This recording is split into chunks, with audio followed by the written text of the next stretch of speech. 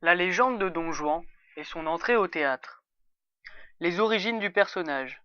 Selon la tradition, Don Juan Tenorio était un seigneur espagnol du XVIe siècle. Il enleva un jour la fille du commandeur Ulloa. Après avoir déshonoré la jeune fille, il l'abandonna et par la suite il tua le commandeur Ulloa au cours d'un duel. Lors d'un voyage, Tenorio s'arrêta par hasard dans le couvent où se trouvait le tombeau du commandeur. Pendant la nuit, un violent orage éclata. On ne revit plus jamais Don Juan. Les moines déclarèrent qu'il avait été foudroyé. Le bruit courut qu'en réalité il l'avait assassiné. Ces différentes versions de la disparition de Don Juan furent rapportées par plusieurs légendes qui donnèrent au personnage la dimension d'un mythe. La première pièce de Tirso de Molina.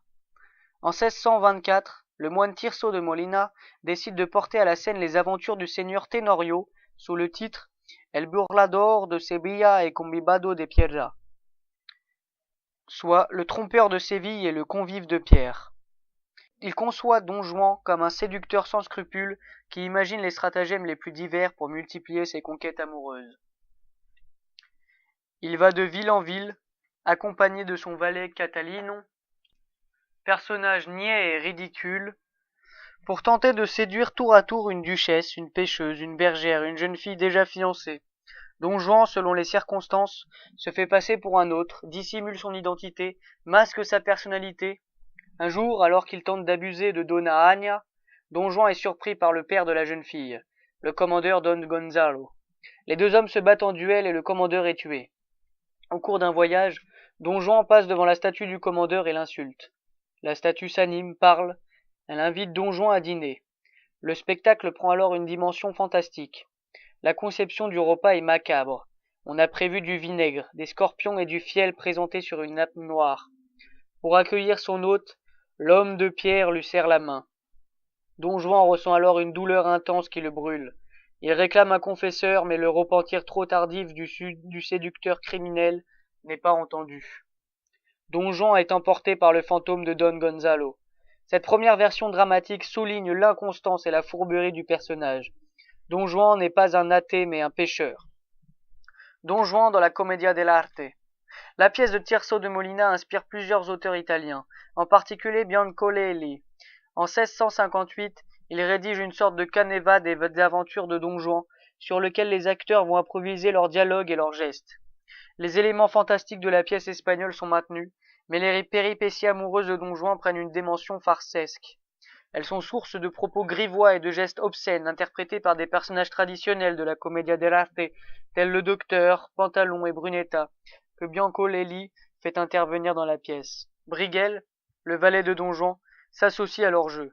Les comédiens italiens viennent jouer à Paris, et leur spectacle à la fois magnifique, fantastique et très drôle enchante le public français du XVIIe siècle. Don Juan dans les tragicomédies de Dorimon et de Villiers. Dorimon et Villiers sont deux dramaturges contemporains de Molière. En 1658, Dorimon écrit Le Festin de Pierre ou L'athée foudroyé. Dans cette pièce, Don Juan est un pervers, un homme sans scrupules. Sa quête d'aventure amoureuse est liée au désir de nuire. C'est également un fils odieux qui accueille la mort de son père avec indifférence. Le personnage de Dorimon n'est pas seulement un pécheur, plus qu'un mauvais chrétien, c'est un athée. Pourtant, au dénouement, Don Juan éprouve une certaine crainte du châtiment divin. Mais c'est une forme de provocation, une bravade. Il meurt foudroyé sans se repentir. En 1659, Villiers met en scène Le Festin de Pierre ou Le Fils criminel. Le comportement amoureux de Don Juan est surtout marqué par l'esprit de conquête. La cruauté du personnage se manifeste dans d'autres domaines. Il fait mourir son père de chagrin et n'éprouve aucun remords. Il tue Don Pedre, le père de la jeune fille qu'il a tenté de violer, mais également Don Philippe, son fiancé. Le Don Juan de Villiers est un athée qui ne s'interroge jamais. Il affronte la mort, symbolisée par la statue fantôme du commandeur, avec indifférence et froideur.